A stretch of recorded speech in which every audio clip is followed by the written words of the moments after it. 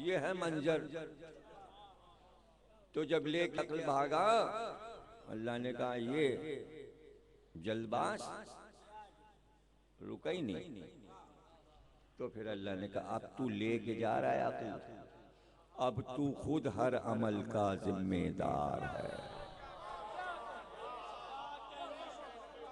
अब जो लोग ये कहते हैं सब अल्लाह की तरफ से हो रहा है, वो कितने झूठे हैं। सब इंसान की तरफ से हो रहा है। वो आदिल है। उसने कहा कि ये बड़ी अमानत थी हमारी अक्ल, और इसको तुम ले गए। देखो अब कैसे सब आराम से हैं। जानवरों का हिसाब किताब नहीं है। उनसे नहीं कुछ पूछा जाएगा क्या बुरा अमल किया और क्या अच्छा अमल किया। जमीनों से नहीं पूछा जाएगा, पहाड़ों से नहीं पूछा जाएगा कि पहाड़ भी जन्नत में जा रहे हो दोज़ख में जा रहे हो। दरियाओं समंदरों से नहीं पूछा जाएगा, किसी से नहीं पूछा जाएगा। फरिश्तों से नहीं पूछा जाएगा, उनका नहीं है यौम हिसाब। कितने मजे में रहे फरिश्ते, और हम फंस गए। अब हिसाब दो। हिसाब इसलिए दो कि अक्ल है तुम्हारे पास। अक्ल हादी है। अच्छा, अब ये मजलिस वही समझ पाएगा जिसको ये मालूम हो कि अक्ल क्या है। और जिसको यही ना पता हो कि अक्ल क्या है तो पढ़ना बेकार। हम कहते रहेंगे अक्ल लेके गया ये और वो और वो। अक्ल एक ऐसी अहम चीज है जो 350 जगह कुरान में अल्लाह ने अक्ल की बात की है। इतनी अजीम शय है कि सरकार दो आलम को अक्ल अव्वल कहा, और कहा सबसे पहले अक्ल को खल्क किया, और ये लेके भाग गया। इंसान ले गया। जब ले गया, और आयात में कि तमाम मखलूकात थर थर कांपने लगी अक्ल के नाम से। ना तेरी ये पाकीज़ा चीज, हमसे इसका बाहर नहीं उठ सकता। और इंसान की बदतमीजी बेहूदगी देखिए, लेके भाग गए। हम इस्तेमाल कर लेंगे। अल्लाह को मालूम था कि ये बंदर नुमा इंसान इस्तेमाल नहीं कर सकता।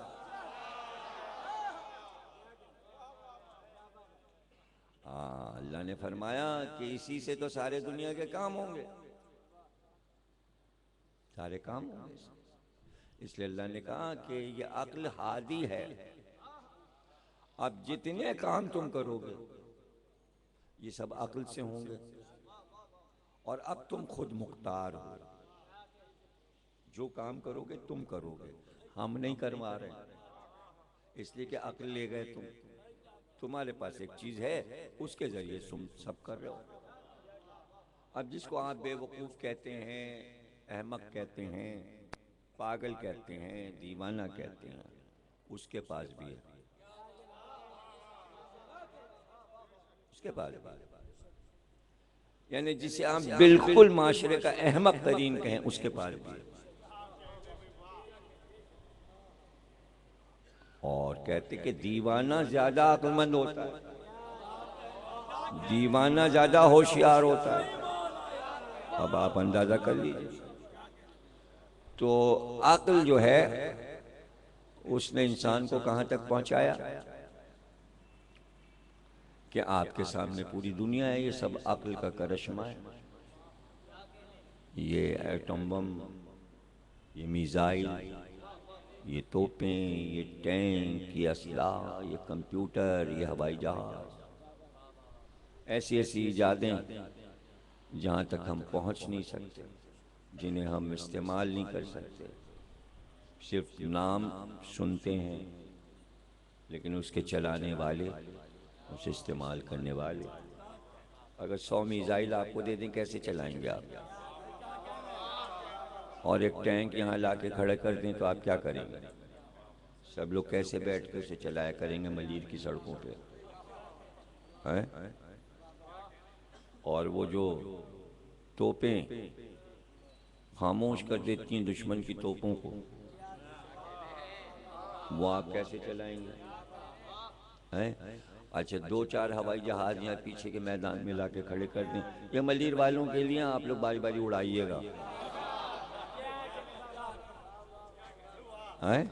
उड़ा लेंगे आराम से, इधर से उधर, इमामबाड़े से इधर से उधर चले गए, हुसैनी सिफारत खाने के मैदान में उतर गए, फिर यहाँ आ गए, यहाँ सड़क पे उतर गए और मजलिस में आ गए। हमारा है हवाई जहाज,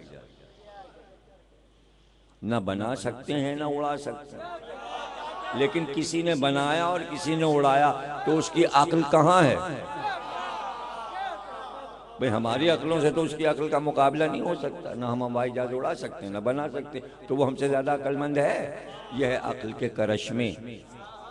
और जो चांद पे हो आया, सितारों पे हो आया, और जिस सवारी पे गया वो सवारी बनाने वाला और वहां से घूम के आने वाला, ये क्या है? सब अक्ल के करिश्मे हैं। यानी तुम खुद जिम्मेदार हो, अक्ल लेके जा रहे हो तो खुद से इंसान इस्तेमाल कर रहा है, तो अब आप ये सब क्यों नहीं कर रहे हैं? उतनी आपके पास भी जितनी उसके पास है।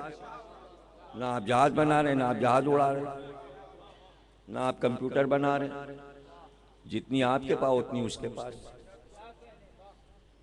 क्यों?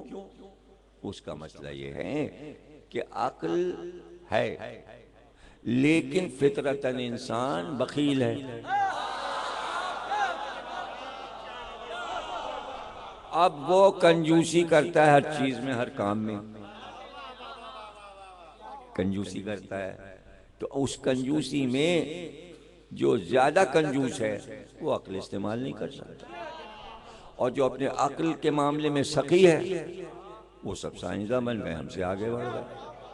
कोई न्यूटन बन गया, कोई ये बन गया, कोई वो बन गया, आर्टिस्ट, साइंटिस्ट, क्या क्या क्या क्या, उन्होंने अपनी अक्ल को सही इस्तेमाल। हमारी अक्ल कंजूसी की नजर क्यों हो गई? इसलिए कि हम अपने दीन की जुनूनियत में फंस गए, और दीन के मामले में भी ना इस्तेमाल कर सके, साइंस में ना कर सके, तरक्की में ना कर सके, तो मजहबियत पर बैठे थे, अल्लाह की मर्जी और तेरी मर्जी और तेरी मर्जी और और तेरी इताअत और तेरी इबादत में बैठ गए, तो इसी में कर लेते भाई। वो अगर हवाई जहाज बना के उड़ा रहे थे तो आपके पास उतनी अक्ल थी, आप वो पावर, सब हाफिज कुरान हो जाते, सही बुखारी सबको ज़बानी याद होती, सही मुस्लिम सबको ज़बानी, वहां भी ना इस्तेमाल किया। अच्छा चलो वहां नहीं किया था, बचा के रखा था, तो मौला अली के फजाइली अजबर हो जाते, उसमें भी ना इस्तेमाल किया। अब कहां होगी ये इस्तेमाल, कहां होगी? तो इमाम को मालूम था कि ये बचा बचा के रखेंगे, तो इसलिए इमाम ने एक मजलिस इजाद कर दी कि कम से कम भाई एक बैठ के फजाइल सुनाए, कम से कम इतनी अक्ल तो पैदा कर लो, वही समझ में आ जाए, बहुतों के वो भी नहीं समझ में।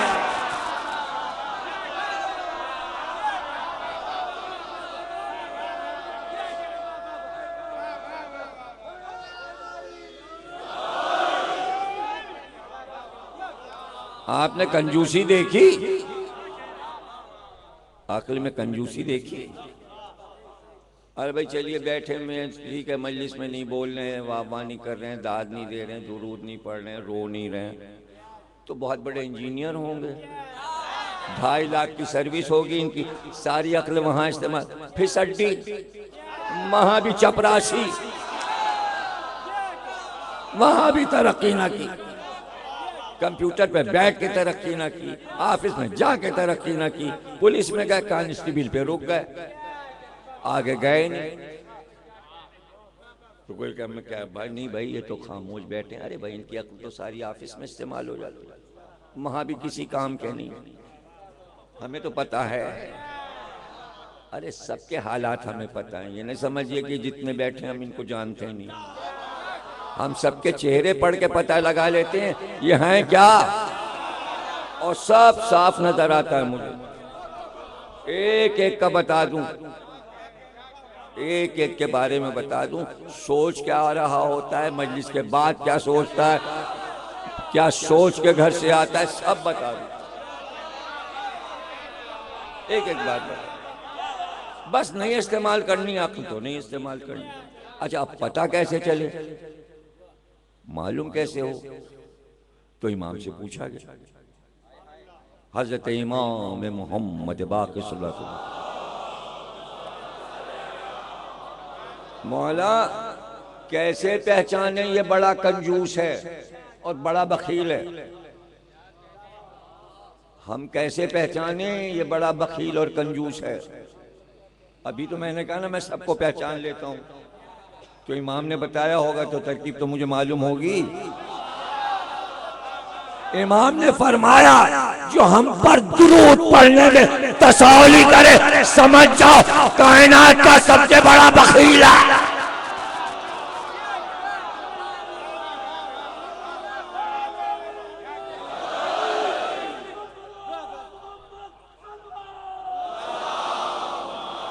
अब बताइए बखील को पहचानना क्या मुश्किल है?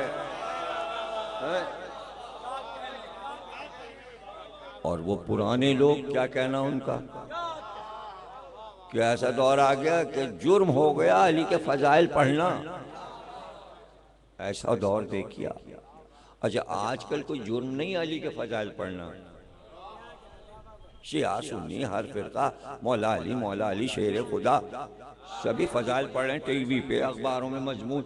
कोई पूरे पाकिस्तान में आपको दुश्मन अली नहीं मिलेगा, और जिसको देखिए वो कहता है हम ज़्यादा चाहते हैं मौला अली को और हम ज़्यादा फ़ज़ाइल पढ़ते हैं, कोई किसी से पीछे नहीं है, इसलिए कि फ़ज़ाइल में मुकाबला है ना।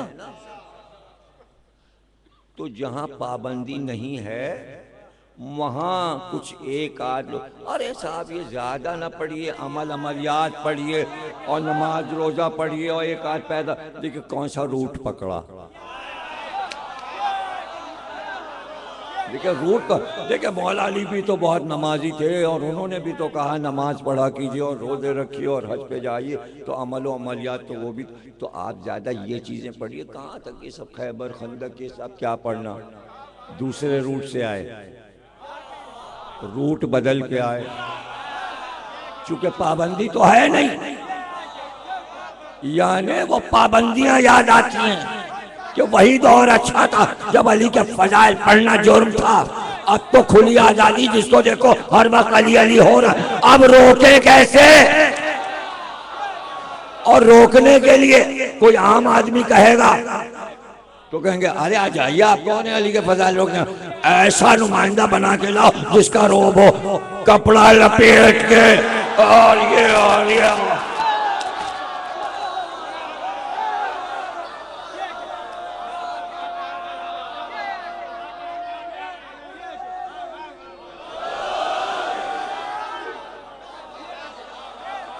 इस तरह रोक। अच्छा, तो अब वो दौर के, अब जो मोहब्बत कर रहा है, पाबंदी अपनी जगह, सख्त पाबंदी, दुश्मनी हो जाएगी, ये है, ताल्लुकात हैं, पड़ोसी, ये सब भी तो देखा जाता है। आवाज जरा यहाँ, ये पड़ोसी, ये है ना, तो ये सब भी तो है ना, तो उस दौर में भी था। तो अब सलमान व अबू ज़र, जाबिर बिन अब्दुल्ला अंसारी, अम्मार यासिर, समेका अब जमा होना है तुम्हें मस्जिद नबवी में, तुम तो सभी जमा, मस्जिद में तो कोई पाबंदी है नहीं।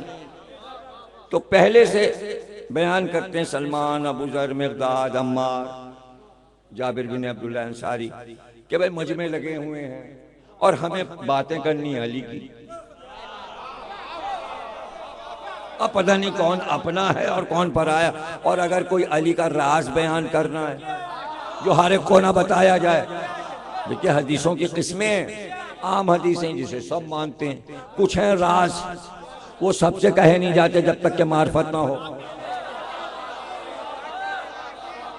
आ जाओ आ जाओ आ जाओ, सब लोग आ जाओ, फिर शुरू करते हैं। आ जाओ भाई आ जाओ। इनकी भी तो गाड़ी फंस गई। अरे ये तो 5 जगह फंसे, हम तो 2 जगह फंसे। ये बच्चे निकले और फिर उधर चले गए। किधर चले गए? ये वहाँ जनाब निकल गए, ये जो पीछे से हज़ारा गोट और गुलिस्तान जवर से एयरपोर्ट के पीछे का रास्ता। मैंने पहले कायम से पूछ लिया था, मैंने कहा वो रास्ता बहुत अच्छा है, अगर हम लोग एयरपोर्ट के अंदर से निकल के और मलीर पहुंच जाए। कायम ने कहा अरे वो तो फौजियों ने बंद कर दिया, वहाँ से तो कोई रात को जा ही नहीं सकता। ये वहीं जाके फंस गए और वहाँ से हैदर भाई फ़ोन करें, ये तो जाने ही नहीं दे रहे। कायम ने कहा ये तो जाने ही नहीं देंगे, रात को तो बंद होता है। अरे इतनी पाबंदियों में जिक्र अली करने आ रहे हैं।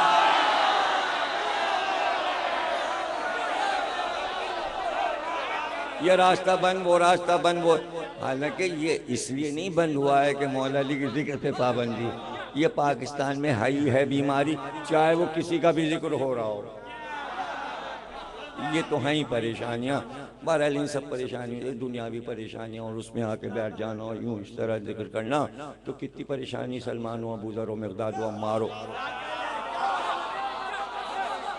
तो इधर बैठे कौन बैठा, ये कौन सा मजमा बैठा, ये कौन सा मजमा बैठा। तो सब फरमाते हैं, सारे लोग कहते हैं हमें पता लगाना होता था इसमें अली के दुश्मन कितने हैं और दोस्त कितने। तो एक आदमी जाता था और 10 के बीच में बैठ के कोई अली की फजीलत जोर से बयान करता था। जैसे हम बयान करते थे जल्दी से चेहरे देखते, जिनके चेहरे उतर जाते थे और जिनके चेहरे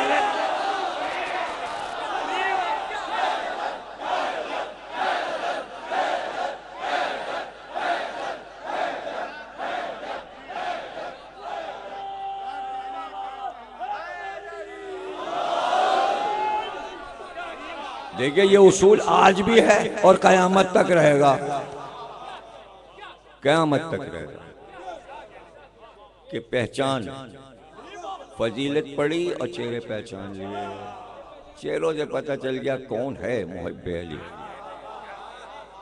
और फजाइल देखिए, कई बार बता चुका कि लफ्ज फजाइल, फजीलत, ये लफ्ज अल्लाह ने सिर्फ अली के लिए इजाद किया। आप ये कहिए भाई फलाने साहब को फजीलत हासिल है, ये गुनाह है। किसी को फजीलत हासिल नहीं है।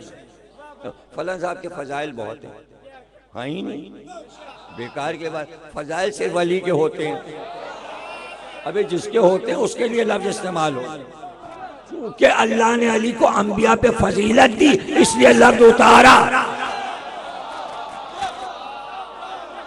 अच्छा, अब जब अली अंबिया से अफजल और फजीलत उनकी, तो ये लफ्ज दूसरे के लिए कैसे इस्तेमाल होगा? इसलिए कि अली से अफजल कोई हो ही नहीं सकता।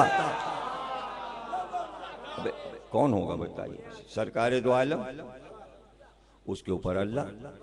वो तरतीब यूं रखता है, कहता है अतीउल्लाह व अतीउ रसूल व उलिल अम्र मिनकुम, अल्लाह, रसूल और अली। और कभी कभी इधर से चलता है अली, रसूल, अल्लाह। फजीलत को समझाने के लिए, जैसे कल बता रहा था अल्हम्दुलिल्लाह रब्बिल आलमीन, तो बे से बात शुरू हुई, नुक्ते से बे पे आए, अब बे पर ऊपर गए, अली तक पहुंचे।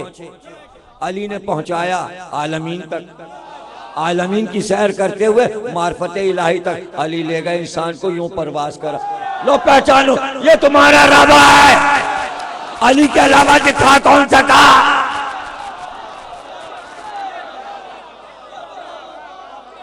और वो तो कोई कमजोर होगा, जुमला ले लो, कोई नहीं कह पाएगा। वो तो कोई कमजोर होगा जो अली से कहेगा रब दिखाइए। अरे जिसने अली को देख लिया वो फिर ये थोड़ी कहेगा रब।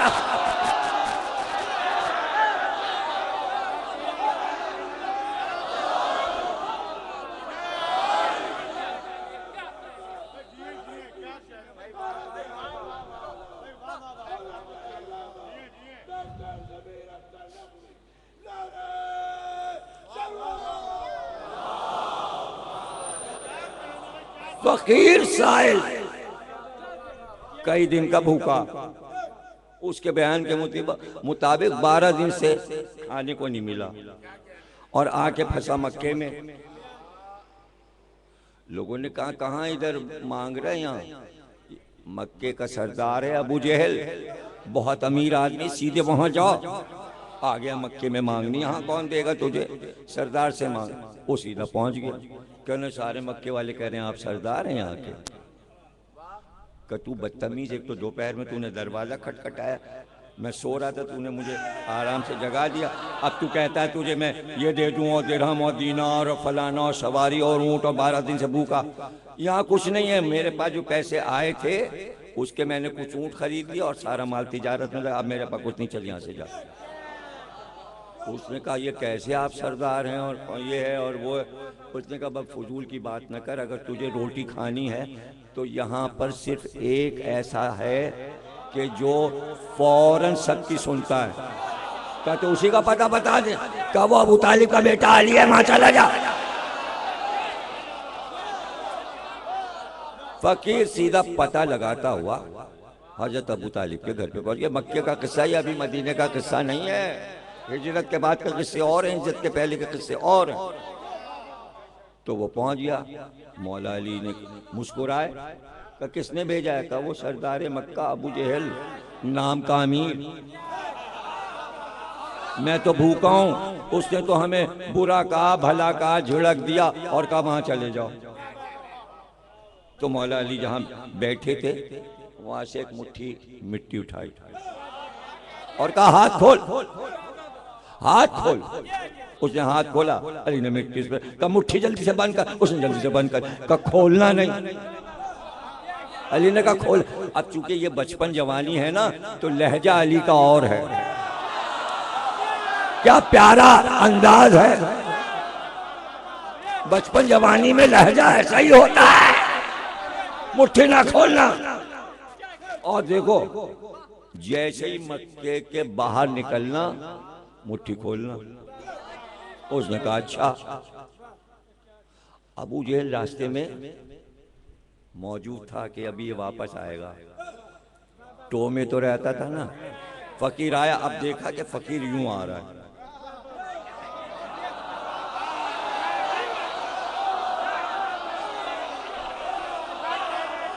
अब ये जरा सा पीछे हटा, कहना कुछ अली ने इससे कह दिया है, ये मुझे छोड़ेगा नहीं।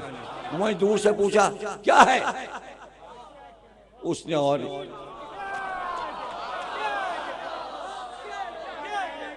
अब वो चला सीधे, उसने अबू जहल को देखा ही नहीं, सीधे चला। अबू जहल ने कहा जान बच गई, जा कहाँ रहा है? पीछे पीछे अबू जहल चला। मक्के से बाहर तक जब फकीर आ गया तो फिर इसने पुकार का, अरे बता तो क्या दिया क्या तुझे अली ने? वो मुड़ा मुड़ के फिर कहा तो बता तो क्या है इसमें, खोल तो हाथ तो खोल। उसने जल्दी से, वो भी तजस्सुस में था, जैसे ही हाथ खोला 3 चमकते हुए याकूत, सुर्ख रंग के कीमती याकूत जगमगा रहे थे। उसने जल्दी से मुट्ठी बंद कर ली, कहीं छीन ला ले, और भागा। उसके वहमो गुमान में भी नहीं था कि मुट्ठी में क्या हो।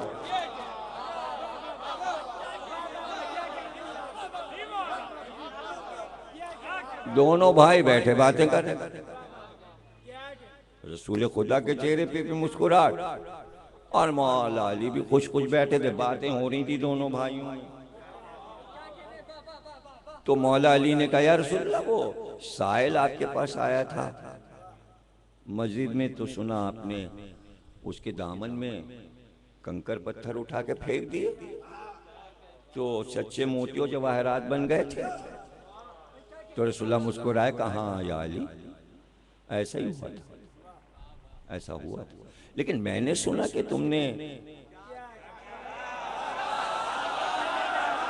एक साहिल का दामन भर दिया सोने चांदी से, उठा के मिट्टी डाली तो उसके दामन में सोना चांदी जवाहरात आ गए। मौला अली ने कहा जी रसूल अल्लाह ऐसा हुआ था।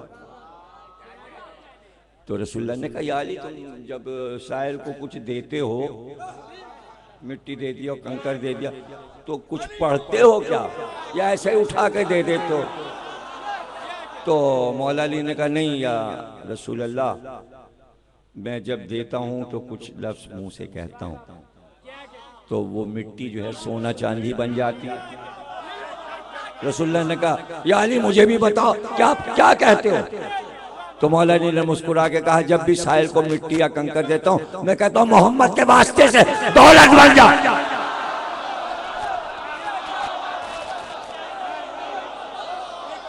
दौलत बन जा, वो दौलत बन जाती। तो रसूलुल्लाह मुस्कुराए। कबाली। अब अली ने कहा तो रसूलुल्लाह मैं तो आपका वास्ता देता हूँ, जब आप साहिल को देते हैं और वो तो आप क्या कहते हैं? तो मैं कहता हूँ अली का वास्ता।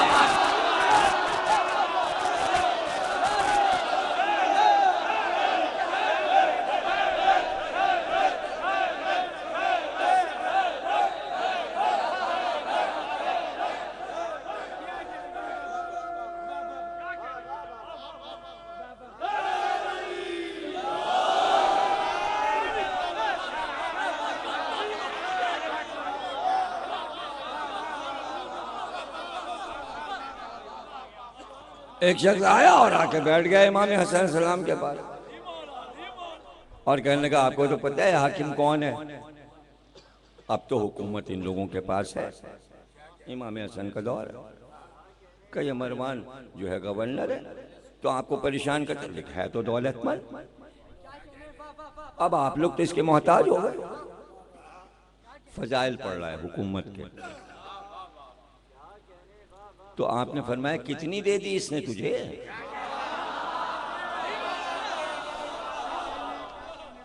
का कुछ तो दे ही दिया, लेकिन आप लोग क्या दे सकते हैं, आप तो खाली हाथ हैं। का हम तो ऐसे देते हैं कि फिर वो क़यामत तक ख़त्म ही ना हो। तो उसने कहा अच्छा अब भी जबकि हुकूमत आपकी न रही अब भी दे देते हैं। कहा अच्छा घर जा अभी इस वक्त तू, मुझे मालूम है कि तू उसका नुमाइंदा है, हम तुझे पहचानते हैं, लेकिन तू घर जा, तेरे घर के पीछे एक कबाड़ खाना है, वहाँ तो टूटे फूटे सामान चीज़ें डाली हुई तूने, वहाँ एक संदूक टूटा पड़ा हुआ है तेरे कबाड़ खाने में, उसको जाके खोल के देख ले। भागा भागा आया, जल्दी से गया कबाड़। अब जो संदूक खोला तो सोने के सिक्कों से भरा हुआ था पूरा संदूक।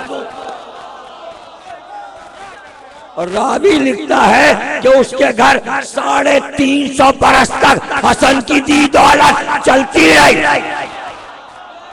350 बरस यानी 7 नस्लों तक दौलत खत्म नहीं हुई। उसके बाद भी चली होगी। रावी को तो 7 पुश्तों का पता चला होगा। हसन ने कहा था कयामत तक, कयामत।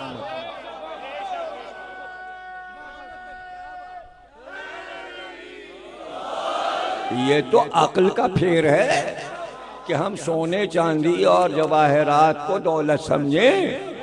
अक्ल हो तो जल्दी से समझ में आ जाए कि हम जो दौलत देते हैं कयामत तक रहती है, वो दौलत नहीं है, मवद्दत है, जिसे मिल जाए।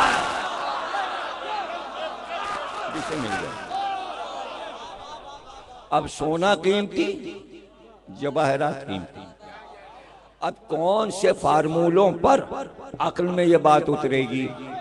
उसने इमाम से कहा मैं गरीब हूँ, फाक़े से, मौला दुआ कर दीजिए मैं दौलतमंद हो जाऊं, अमीर हो जाऊं, आपकी दुआ में असर है। कहा भी कर लो, बहुत बड़ा तू दौलतमंद बन जाए, लेकिन मेरी दी हुई दौलत वापस कर। वो वापस कर, ये वाली ले जा।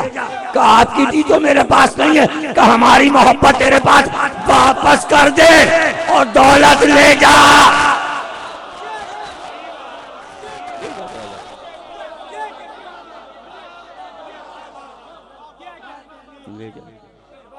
इमाम हुसैन घोड़े पे बैठे बाहर निकले, सामने से दो आदमी घोड़े पे सवार आए और आते ही मौला अली की मजम्मत शुरू कर दी।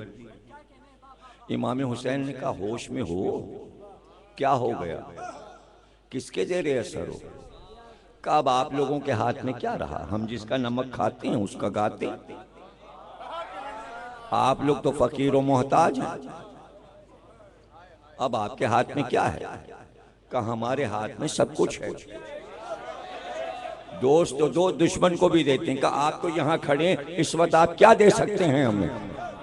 आप अभी कुछ दे दीजिए यहाँ पर, तो हम आपके बाप को गालियां नहीं देंगे। आपने कहा, ऊपर तो दे। अब जो ऊपर देखा, दो चीले, मुंह में थैली लटकाए और सर पे फेंका। अब जो खुला तो सोने के अरे कमीने सोना चुनने लगे। हुसैन मुस्कुरा के चले गए। ये सब क्या सुनाया मैंने? ये इतनी देर से क्या सुन रहे थे? इसी को कहते हैं विलायत।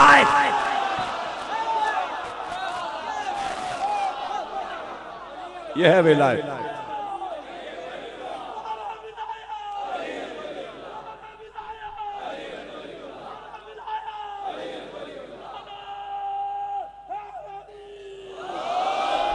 विलायत यानी अल्लाह की हुकूमत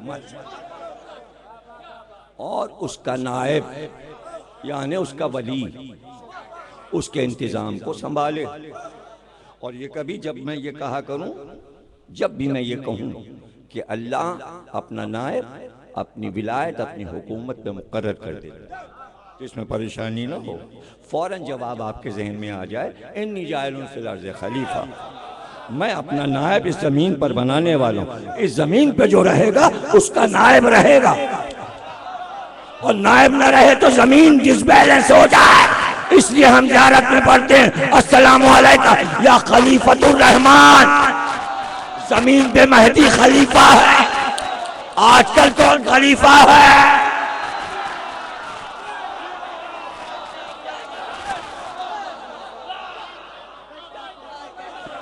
ये जो ज़ियारत पढ़ते हैं इमाम ज़माना की, इसी का नाम है विलायत, यानी अल्लाह की कायनात, आलमीन का मालिक और उसका हाकिम।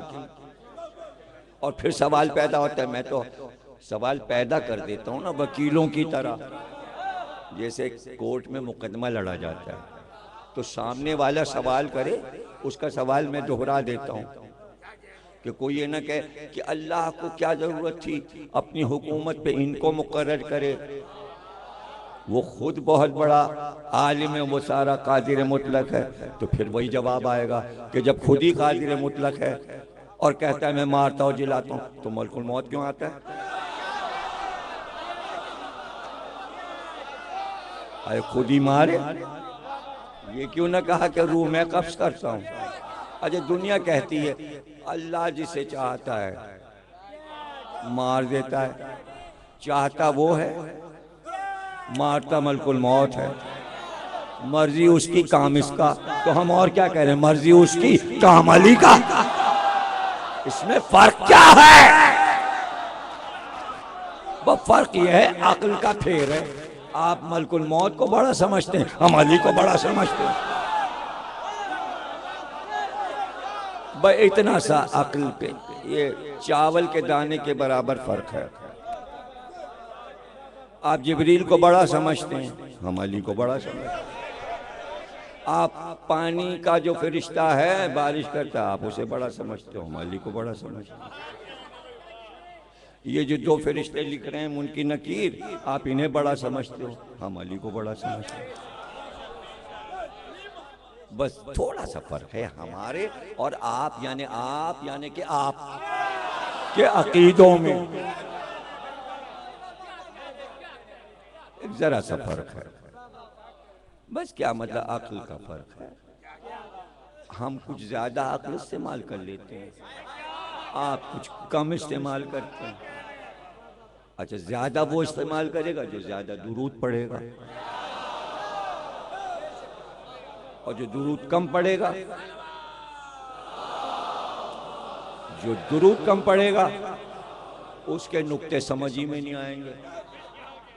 उसके नुक्ते बिल्कुल समझ में नहीं आए। और जो दुरूद पढ़ेगा वही कायनात का सबसे दौलतमंद शख्स है। जनाब बनी इसराइल के यहाँ एक आदमी मार डाला गया, कत्ल हो गया। और ये बड़ा मुअज़्ज़िज़ आदमी था, अहम आदमी था। सब हज़रत मूसा के पास आ गए और कहा कि कातिल कौन है। हज़रत मूसा से पूछा कातिल कौन है, पकड़िए और उसे सजा दीजिए। हज़रत मूसा ने कहा कातिल अल्लाह से पूछेंगे, अल्लाह से पूछेंगे कातिल कौन है। जब कोहे तूर पे जाएंगे फिर अल्लाह से पूछेंगे कि कातिल कौन है, नाम बताएगा अल्लाह, फिर पकड़ा जाएगा, फिर उसे मारना और उसे सजा देना कि क्यों मारा इसको।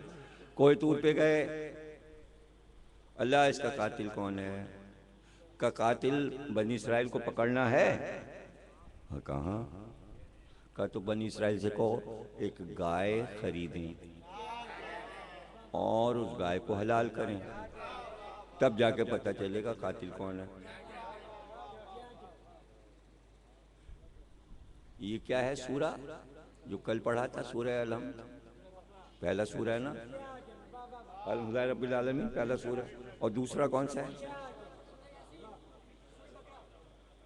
बकरा नहीं, बकरा। बकरा जानवर अलग है, बकरा अलग है।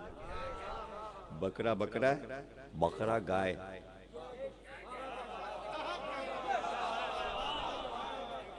दूसरा सूरा सूरह बकर, यानी गाय।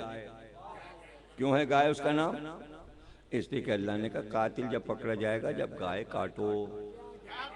तो चूंकि ये किस्सा इसमें सुनाया गया इसलिए गाय अहम हो गई। अब कातिल पकड़ने से गाय का क्या ताल्लुक? क्या अल्लाह कातिल का नाम नहीं जानता? अरे माज़अल्लाह, कुरान जो लोग पढ़ते हैं वो सोचते हैं कातिल का नाम अल्लाह बता देता। कब पहले गाय खरीदो। अच्छा साहब आए और मूसा ने कहा कि कातिल पकड़ने के लिए तुम लोगों को एक गाय खरीदनी पड़ेगी। ये किस्सा इसमें है। दूसरा सूरा, वो आलमीन के रब की तारीफ हो चुकी, अब ये किस्सा शुरू हो गया। ये कुरान शुरू हो रहा है, दूसरा सूरा। गाय खरीदनी पड़ेगी। उन्होंने कहा कि सब बैठ गए कहने गाय, फिर वापस आ गए। मूसा अल्लाह से पूछो गाय जो हो वो किस रंग की हो। फिर कोहे तूर पे हज़रत मूसा गए, परवरदिगार कौम वाले पूछ रहे हैं गाय किस रंग की हो। अल्लाह ने कहा कह दो जर्द रंग की हो, ना ज़्यादा गहरा जर्द हो ना हल्का हो, दरमियानी जर्द हो। बहुत ज़्यादा डार्क हो ना लाइट हो, दरमियानी जर्द रंग की गाय। हाँ भाई जर्द रंग की गाय हो, और ज़रा ध्यान रखना बहुत गहरा रंग ना हो और हल्का भी ना हो, दरमियानी ज़ाफ़रानी जर्द हो उनका। अच्छा अच्छा अच्छा अच्छा। थोड़ी देर के बाद मीटिंग वीटिंग करके आए और कहने लगे मूसा अल्लाह से पूछो गाय की उम्र क्या हो। हाय रे बनी इसराइल, हाय रे सूरह बकरा। हजरत मूसा गए, अल्लाह वो कौम वाले पूछें कि उसकी उम्र क्या हो। अल्लाह ने कहा कह दो कौम वालों से बूढ़ी ना हो और बच्चिया बिल्कुल छोटी कमसिन बच्ची भी ना हो, दरमियानी हो। गर्दन क्या हिला रहे हैं? अरे कुरान पढ़ो जाके। छोटी सी भी ना हो और बुढ़ी भी ना हो, दरमियानी हो। हज़रत मूसा कहने भाई दरमियानी उम्र की हो, ज़्यादा छोटी सी भी ना हो, बच्चियाँ ना हो और बूढ़ी गाय ना हो। फिर मीटिंग बैठी, वापस आए, का मूसा ऐसी गाय मिलेगी कहाँ। हज़रत मूसा ने कहा अब मैं नहीं अल्लाह के पास पूछने जाऊंगा, ढूंढो निकलो, ग्रुप बना लो, 5 इस गांव जाओ 5 उस गांव। पूरी कौम बढ़ गई। उन्होंने कहा अब मोबाइल होता तो बता रहे होते यहाँ है और ये है, नहीं मिली है हो गया है, और यहाँ इस रंग की है और ये है, और मूसा से पूछ लो जरा सा थोड़ा काला धब्बा है और ये ऐसा है, हाँ हाँ ऐसा। सब बेराब्ता एक दूसरे से, और इधर ढूंढे उधर ढूंढे।